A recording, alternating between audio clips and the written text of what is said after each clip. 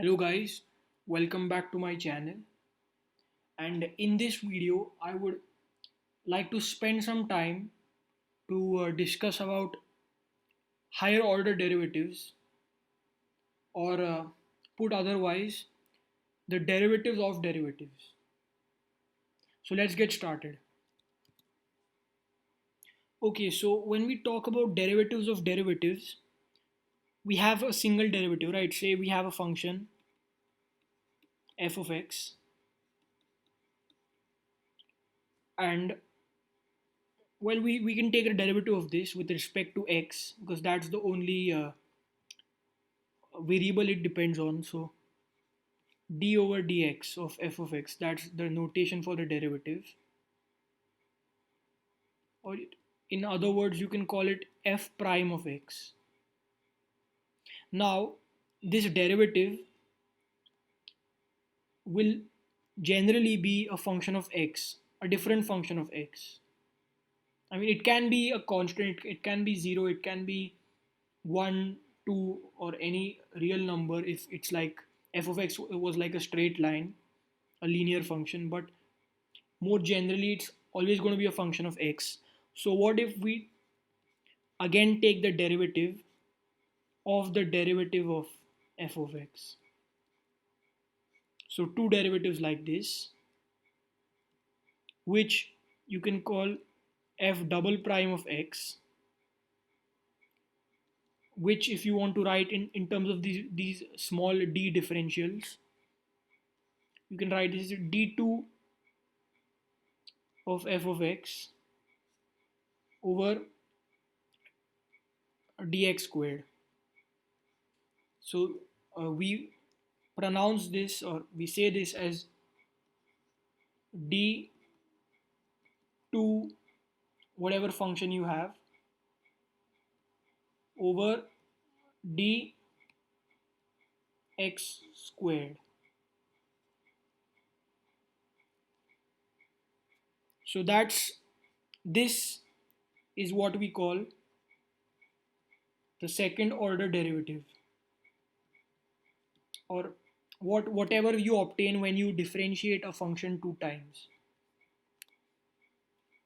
And we can again take another derivative of the second order derivative, to get f triple prime of x is equal to d over dx of d over dx of d over dx of f of x.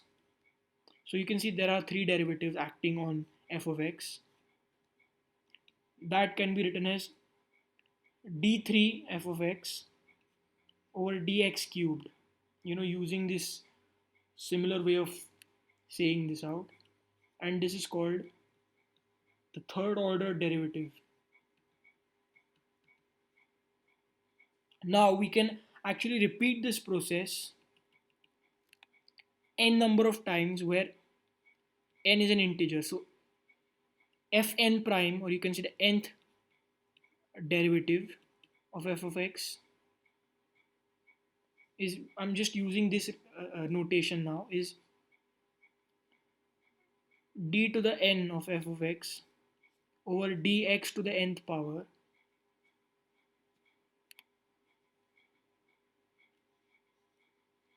this is what we call nth order derivative. I mean, this x to the third power, this x cubed, actually is not differentiating with respect to x cubed. It's just that if there are same numbers present over here and here, then it's that order derivative, like in this case. But if we did not have this n in the differential of the numerator, say if we had something like df of x over dx to the n, then this would mean that we have to differentiate f of x with respect to x to the n, something that we covered in my last video. So these two things are not the same. And one more thing, one more observation, that the second order derivative, say call f of x y. So d2y over dx squared, that's the second order derivative, and dy over dx squared, the whole thing squared. Both these things are not equal. This means taking square of first order derivative,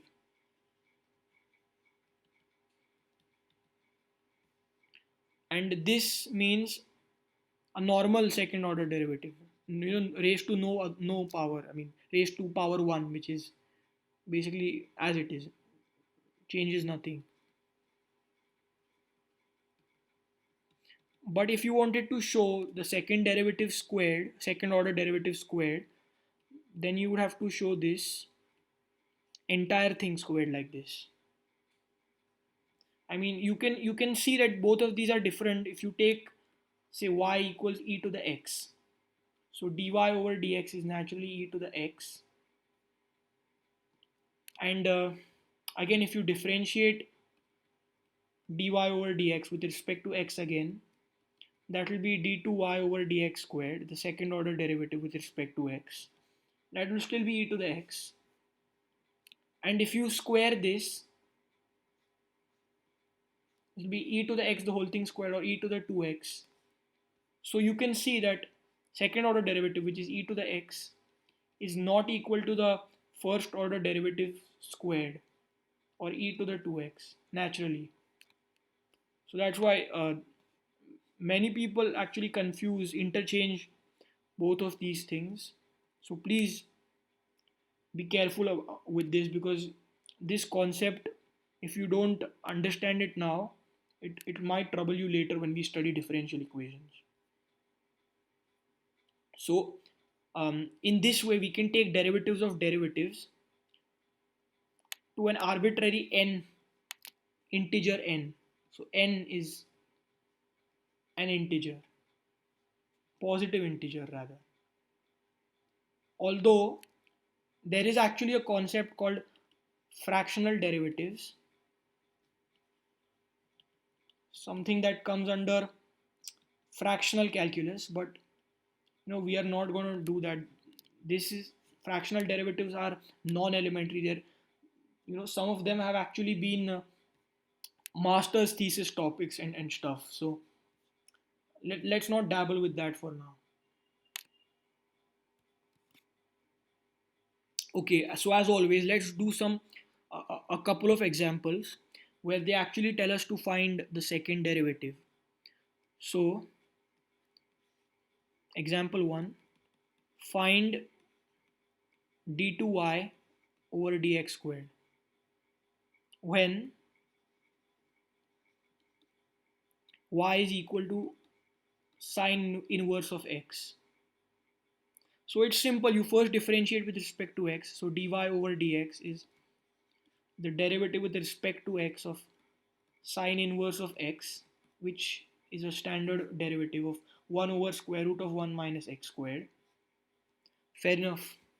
Now let's differentiate this. So d over dx of dy over dx, which will turn out to be d2y over dx squared, the second order derivative with respect to x. So that will be differentiating the derivative expression. So d over dx of 1 over square root of 1 minus x squared. Okay, so looks like we're going to have to apply power rule, because we can write this as d over dx of 1 minus x squared to the negative half power, like that. And now we can use the power rule. So this will become negative half 1 minus x squared to the negative 3 over 2 power times the derivative of the inside, which is negative 2x. The negatives cancel, the half and the 2 cancel, and we just have x divided by, this can be written as square root of 1 minus x squared to the third under root. That is basically d2y over dx squared, the second order derivative of sine inverse of x with respect to x.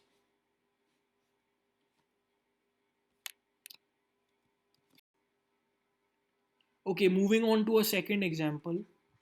So for that it says if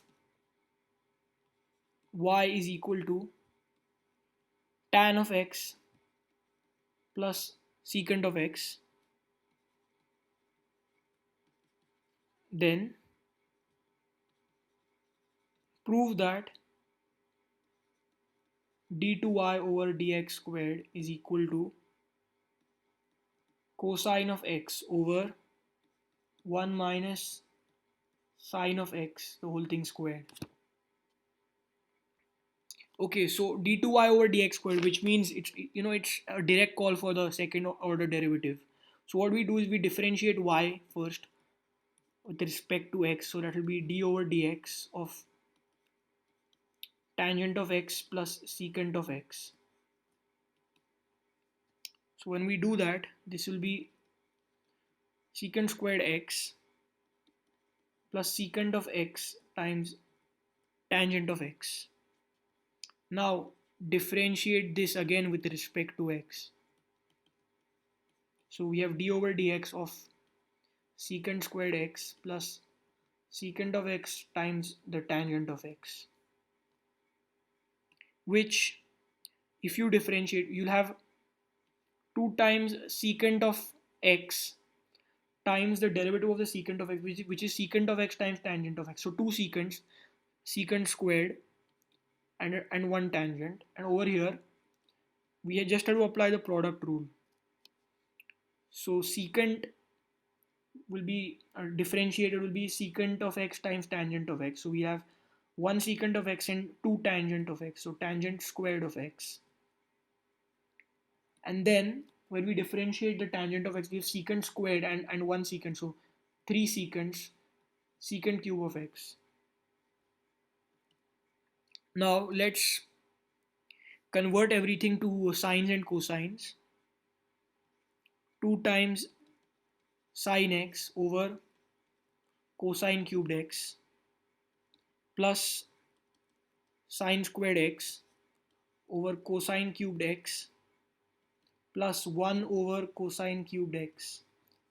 And looking at the denominator, it seems we can achieve a common denominator. So 1 plus sine squared x plus 2 sine x all over cosine cubed x.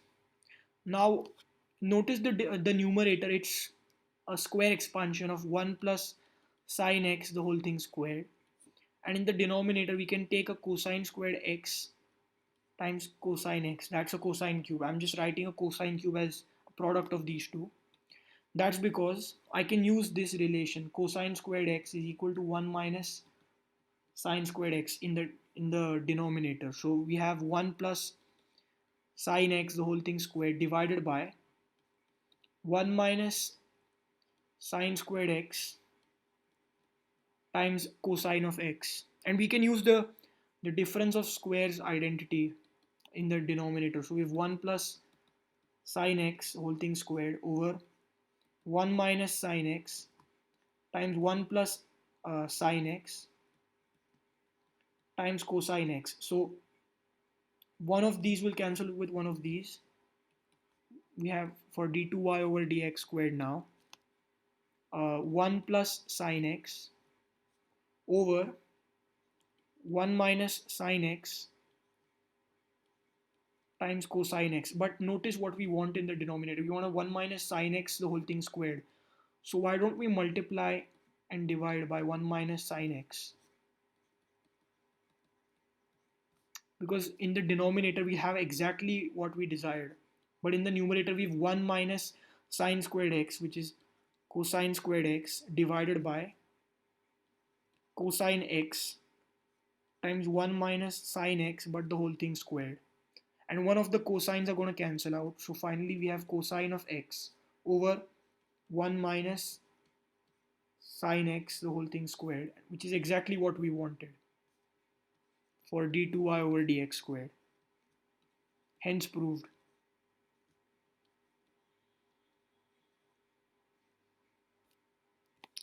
So, these are actually interesting questions where they tell you there's actually a literal call for the second order derivative, and then they might ask you to prove something, calculate the value of something. Okay, so let's do another hardcore proof. This was still a relatively easy one. Let's do a more hardcore proof.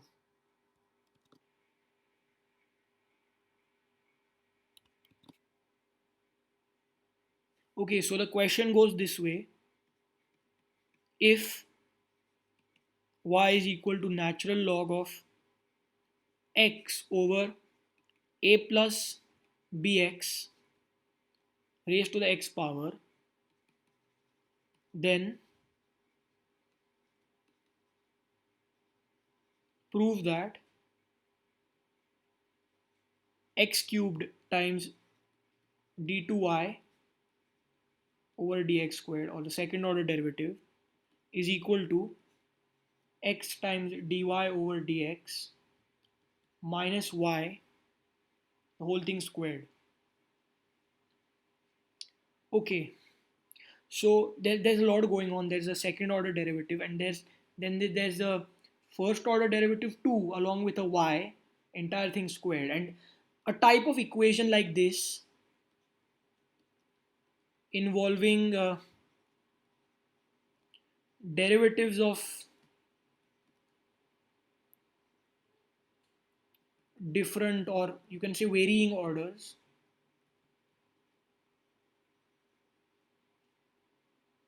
is called a differential equation. Like we have quadratic equation when we have quadratic expressions equating to something.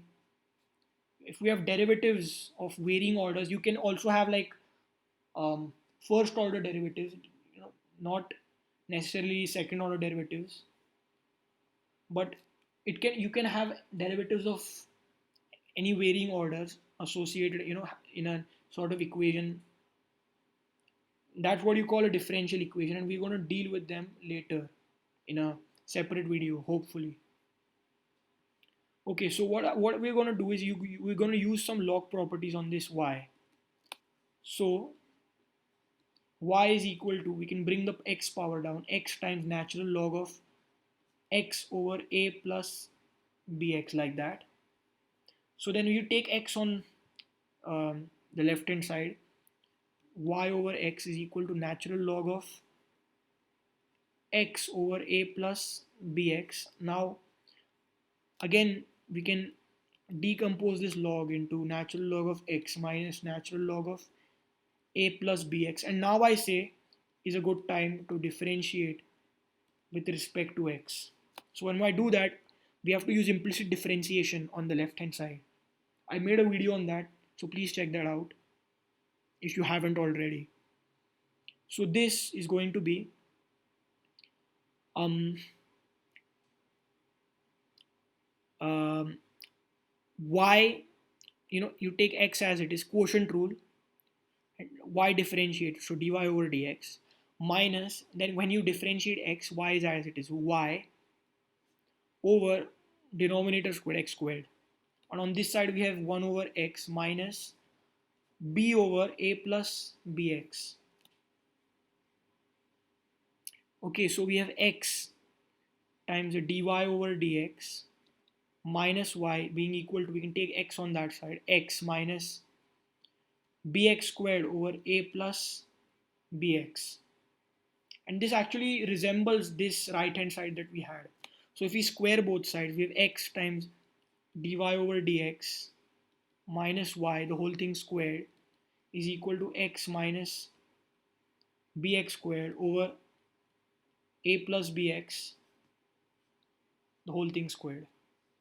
And that is exactly what our right hand side looks like. Okay, so now keep this as it is. Keep this as it is.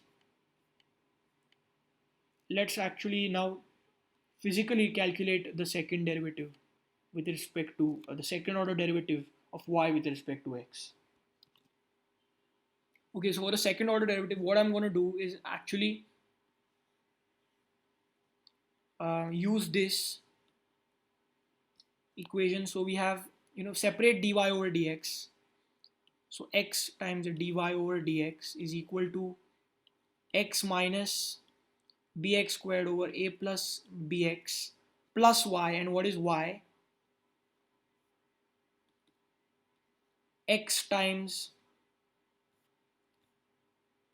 natural log of x minus x times natural log of a plus bx. Right, I'm just using this, and then without taking x on the side of y, I'm using the natural log properties. Okay, so that's what we get. And we can actually divide everything by x. So this everything actually cancels out nicely. So dy over dx is just 1 minus bx over a plus bx plus natural log of x minus natural log of a plus bx. So now differentiate again with respect to x, you get second order derivative of y, and this will just be negative a plus bx multiplied with this b, negative negative positive bx times b over a plus bx whole thing squared plus 1 over x minus b over a plus bx. And we can still simplify stuff. This is negative ab minus b squared x plus b squared x over a plus bx whole thing squared plus 1 over x minus b over a plus bx. So these cancel out. All we are left with then is just 1 over x minus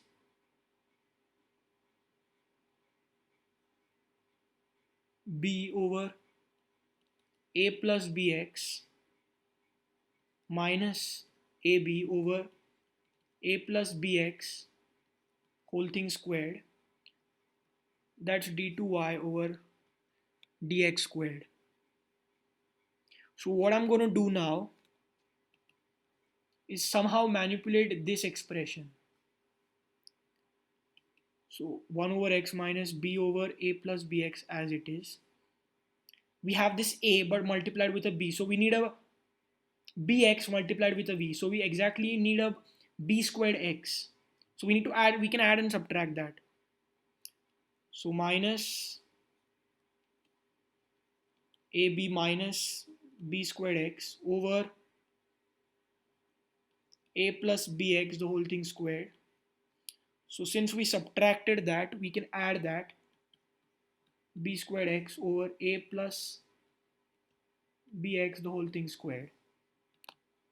So we have 1 over x minus b over a plus bx. We can take a minus b outside, minus b times a plus bx squared over a plus bx actually be a plus bx the whole thing squared plus b squared x over a plus bx the whole thing squared.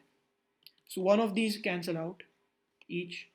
1 over x minus b over a plus bx minus just one of these remains. So b over a plus bx minus b squared x over a plus bx the whole thing squared. So now combine both of these. We have 1 over x minus 2b over a plus bx minus b squared x over a plus bx the whole thing squared, and that is exactly d2y over dx squared. And what if we multiply by x cube on both sides? Why x cube? Because that was exactly what our left hand side was. So this will be x squared minus 2b x cubed over a plus bx minus b squared x to the fourth over a plus bx the whole thing squared. And this was exactly what our left hand side turned out to be. And if you notice this closely, this actually turns out to be x minus um, bx squared over a plus bx, but the whole thing squared, because x cubed can be written as x times x squared, so that 2ab property is also satisfied. You can actually just check this out. I'm sorry, there's a plus here. Yeah, now that works out properly. A squared plus b squared minus 2ab, that's our left hand side. And what is this equal to? This is just equal to, we just showed over here, this right hand side. Hence proved. As long as we can show that left hand side is equal to right hand side, we're great. Hence proved whatever we had to show. Okay, so we talked about higher order derivatives of regular functions. Now let's talk about parametric forms.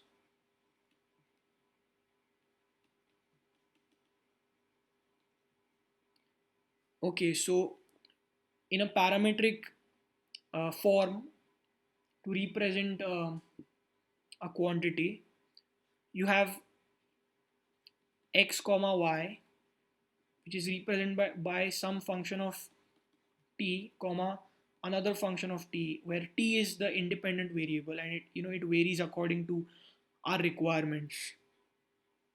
And if you remember, in my last video we talked about calculating dy over dx for such parametric equations. So we can write this as x, that is a function of t, comma y, that is a function of t. So we calculate that by having dy over dt, the derivative of y with respect to t, divided by derivative of x with respect to t. So it's almost like the dt's cancel out, but not really, because these aren't regular fractions, but we can extend an analogy that far. So that was our dy over dx, so you can say the first order derivative.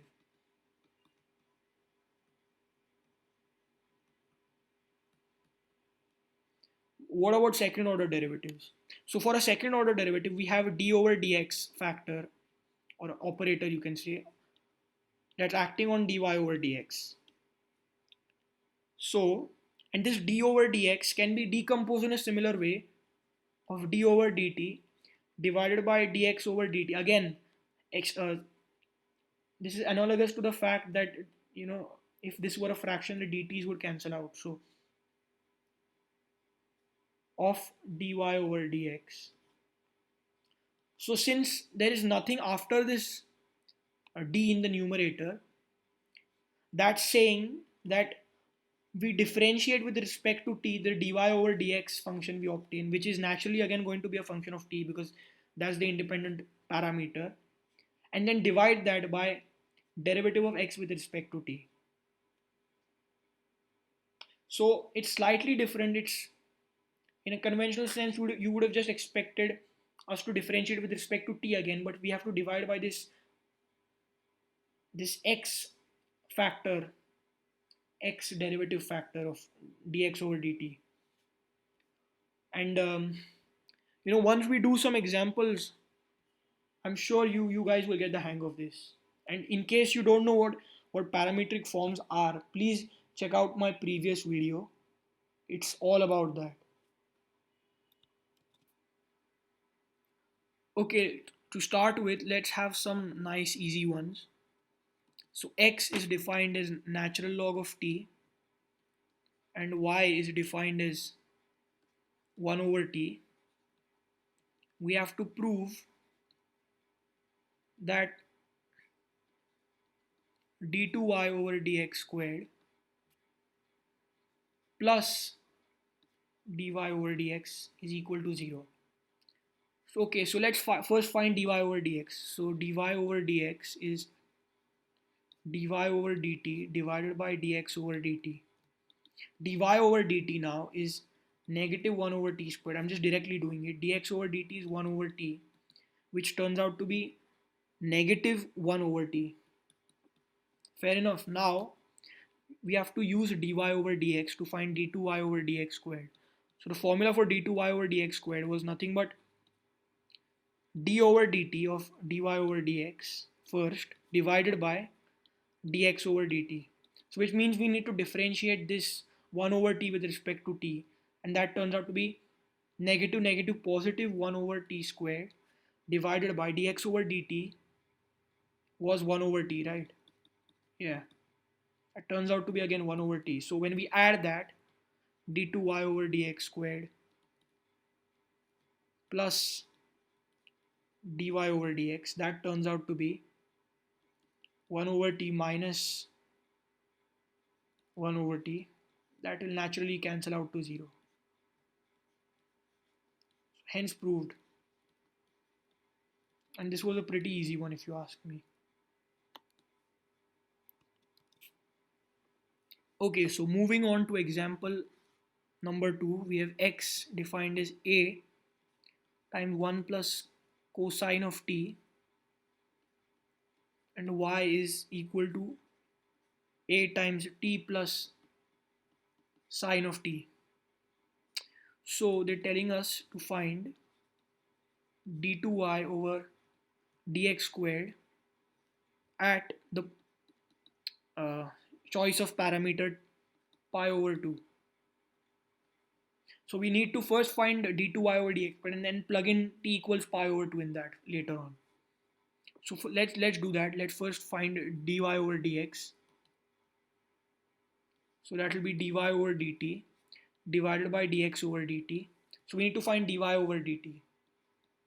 Dy over dt, looking at that, is a times 1 plus cosine of t, and dx over dt is just a times negative sine t. So plugging that in, we have a times 1 plus cosine t divided by a negative a times sine t. The a's cancel out and we end up with negative cosecant t, taking the sine, writing it as a cosecant, minus cotangent of t. Now we need to use this to find d2y over dx squared using the formula d over dt of dy over dx divided by dx over dt. So we need to differentiate this with respect to t. So d over dt of dy over dx is then going to be negative negative positive cosecant t times cotangent of t plus cosecant squared of t. So we have that,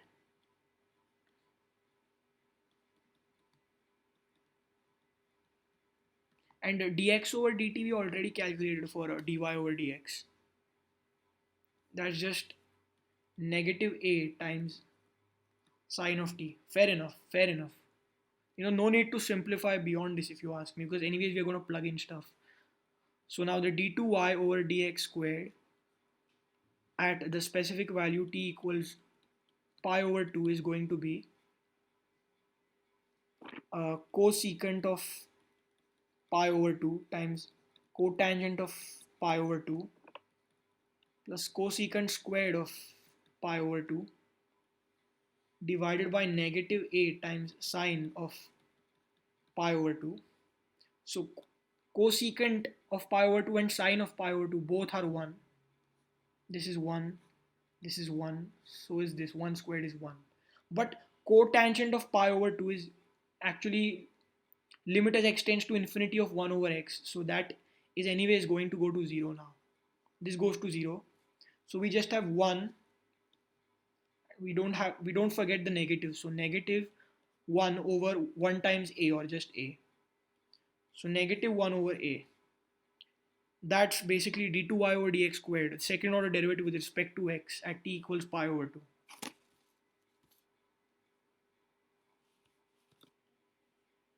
Okay, so last one now.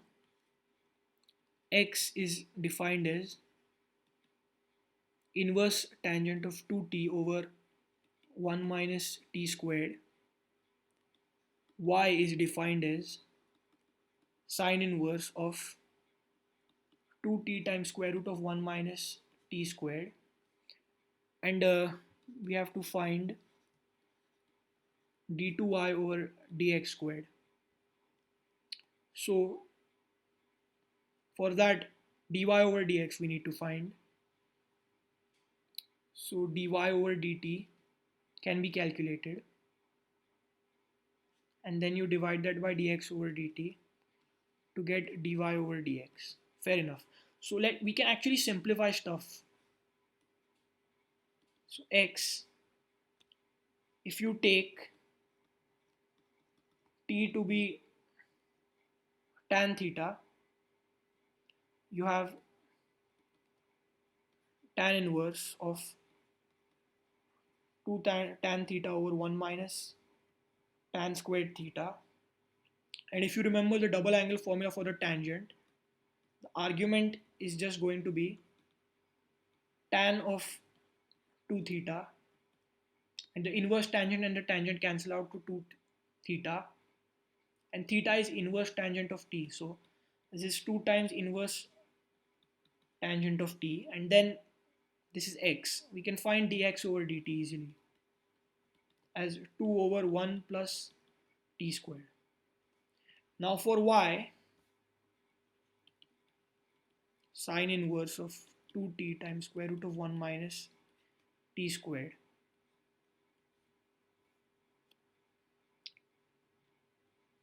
Let t is equal to sine alpha. This is just noticing some, if any substitution is reconstructing any formula. So in the case of the tangent, our substitution just is reconstructing the double angle formula for the tangent, and this in which what inverse trigonometric function is outside is actually a great hint. You take the inverse of the inverse for the substitution in for these actually, but it's again a matter of judgment and trial and error, because if we do that, y just becomes sine inverse of 2 sine alpha. Square root of 1 minus t squared is cosine of alpha. 2 times sine of alpha times cosine of alpha is sine of 2 alpha, the double angle formula for the sine. This will become 2 alpha, and alpha is sine inverse of t, so this is 2 times sine inverse of t, that's y. So we can find dy over dt to be 2 over square root of 1 minus t squared. Okay, fair enough. Now we can find dy over dx. That's this part, 2 over square root of 1 minus t squared times the reciprocal of the x part, whatever we had. So we had 1 plus t squared over 2. The 2's will cancel out. With 1 plus t squared over square root of 1 minus t squared. And now let's find d over dt of dy over dx. We need this component to find the second order derivative. So now quotient rule. So that's going to be 2t for the derivative of the numerator times square root of 1 minus t squared minus 1 plus t squared, and then derivative of this is 1 over 2 times square root of 1 minus t squared and a negative 2t on top. So the negatives will cancel out to be positives. The 2's will cancel out. But we still have to divide by the square of this, which is 1 minus t squared itself. So we have 2t, and then this square root and this square root will become 1 minus t squared, plus we just have t times 1 plus t squared divided by square root of 1 minus t squared times 1 minus t squared. That will be 1 minus t squared to the 3 over 2 power. And we can actually simplify stuff to 3t minus t cubed over 1 minus t squared to the 3 over 2 power. That's d over dt of dy over dx. And to find d2y over dx squared, we need this part d over dt of dy over dx and divide that by dx over dt. So when I do that, we have 3t minus t cubed over 1 minus t squared to the 3 by 2 times 1 plus t squared over 2. And if we want to simplify stuff, it will be half times 3t plus 3t cubed minus t cubed minus t to the 5th over 1 minus t squared to the 3 over 2 power. That's d2y over dx squared, the second order derivative with respect to x. That's exactly what we had to find. Yeah, this one was special because it involved a trigonometric substitution, and I actually designed this problem. Anyways, okay, just to end this discussion of higher order derivatives, I would like to actually show you some applications, basic applications, nothing too fancy. So in physics, we use the vector, say x bar, like this, which is a function of t. The parameter t, which in physics is commonly time. It is always time if you're talking about motion and kinematics. That is basically can be written as collection of small x of t comma y of t. Basically parameterized parametric form. And if you differentiate that with respect to t of say x bar of t, then that becomes x with a dot of t comma y with a dot of t. And if you call this the displacement vector, this becomes the velocity vector. So all I'm trying to say that if you say displacement, differentiate that with respect to t, with respect to time, t is time, you get velocity, a velocity vector, which again depends on t. And if you want to differentiate this velocity vector again with respect to t, x dot actually is common notation for dx over dt, dx of t with respect to t and dy of t with respect to t. This is just shorthand convenient notation like x prime, y prime, or f prime, f prime of x, that the notation that we had. Then this becomes basically d2 of x of t over dx squared comma d2 y of t over dy squared, which if you want to use the dot notation is x double dot of t comma y double dot of t. and this is commonly called acceleration, which is again a function of time. And again, if you want to differentiate acceleration again, so d over dt, differentiating with respect to time, acceleration this time, you'll have three dots. So x triple dot of t, the third order derivative of the displacement vector with respect to time, and this is what is called the jerk.